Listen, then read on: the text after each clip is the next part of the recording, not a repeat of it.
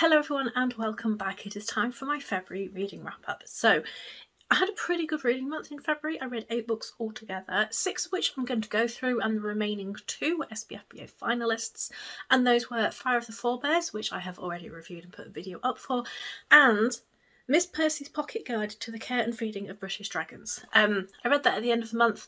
I'm still working on the review, so you will see that very soon. So out of the remaining 6 books, I have 4 physical books and 2 books that I read on my Kindle. It was a very even reading month outside of SPFBO. Yeah, they've all got the same rating, so definitely a good month, I think. So the first one I read was Into the Wind-Racked Wilds. I've had trouble saying that one. This is by A. Deborah Baker, which is one of Shauna Maguire's pen names, and this is the 3rd novella in the Up and Under series, which is a spin-off of Middle Game. And the 4th and final one has been announced and the cover revealed, but I just can't remember what that one's called. I'm enjoying this one. I did debate, not continuing on with this 3rd one, but I'm really glad I did. So in this one we learn sort of the consequences of previous actions, the consequences of carelessly spoken words, and how bargains work in this world. We continue to learn about how this world works, and we meet some new people, and it's just whimsical and a nice break from some of the heavier books that I tend to read. I gave this one 4 stars, which is going to be a recurring theme this month. The next book I read is probably not one you would have said I would pick up and enjoy, but I did. This is The Very Secret Society of Irregular Witches by Sangu Mandana. I actually started this on audiobook because I dabbled with audiobooks. I've decided we don't get along. I got about a third of the way through this on audiobook and it was frustrating me not getting through it as quickly as I wanted. So I bought the physical copy and read the entire rest of the thing that day. As one of the few witches in Britain, Mika Moon has lived her life by 3 rules. Hide your magic, keep your head down, and don't come into contact with other witches. However, an unexpected message arrives asking her to travel to the remote and mysterious Nowhere House to teach 3 young witches. And as Mika finds her feet, the thought of belonging somewhere begins to feel like a real possibility. But magic isn't the only danger in the world, and Mika has to decide if she's willing to risk everything to save the found family she didn't know she was looking for. So this feels fairly low stakes, even though obviously what's happening to the people in the book isn't low stakes to them. It's a very narrow focus of the world that we see in this one, and it does feel quite cosy. I'm a fan of Mika Moon. I really enjoyed her character. She's been on her own a lot, and her interactions with other people can be a touch interesting.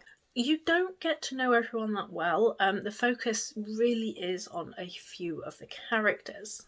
I thought some of the build up to the ending was a touch on the weird side, and as for the romance, I enjoyed the build up more than the payoff. But I still really enjoyed this. I was quite charmed, and I gave this one 4 out of 5. Then I read a short story collection, and this is Exhalation by Ted Chiang.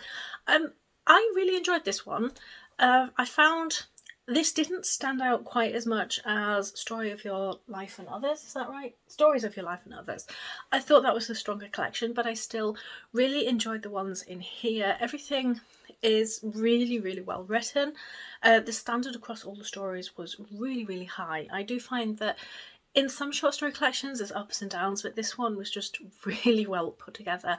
I gave this one a 4 out of 5, and I shall continue to keep my eye out for his stuff. And then the final physical book I read this month was The Seventh Bride by T. Kingfisher.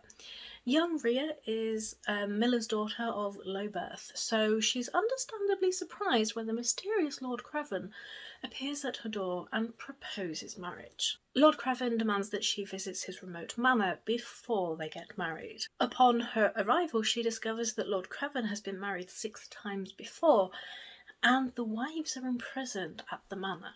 Determined not to share their fate, Rhea demands her freedom, and Lord Craven gives her some magical tasks to complete, along with the words, "Come back before dawn, and I'll marry you." So this is really beginning my T. Kingfisher backlog. I acquired several books over Christmas, and it's time to slowly work my way through them and not marathon them all all at once. I really enjoyed experiencing this world. It's a fairy tale world where magical aspects are just really part of life. Ria, again, is a great character to follow. She discovers exactly how strong she can be and what she is capable of during this story. Some wonderfully atmospheric scenes ranging from the creepy and the disturbing to the outright bizarre.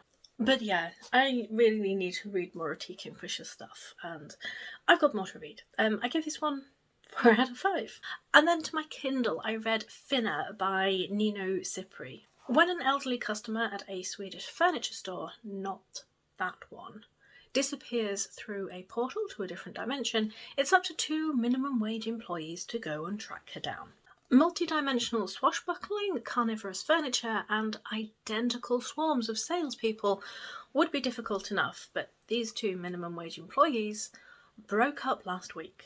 This drew me in fairly quickly because it's a familiar, well-established feeling world, and then things start to get weird afterwards. This is a novella. It comes in at, I think, under 100 pages.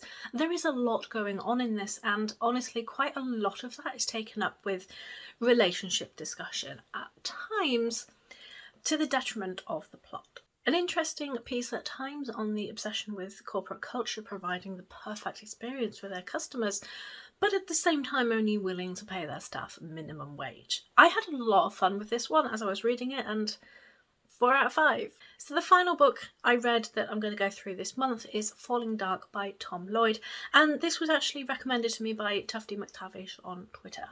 It's the find of a lifetime, an ancient alien spaceship hanging in a forgotten corner of space. For Song, this could change everything, because she's got as many problems with her finances as she does her marriage, and her habit of wreck diving could finally pay off. The ship conforms to nothing in their records and dwarfs the largest human vessel. Battle-scarred and ancient, it's a mausoleum of a long-dead species, and it's just winked at her.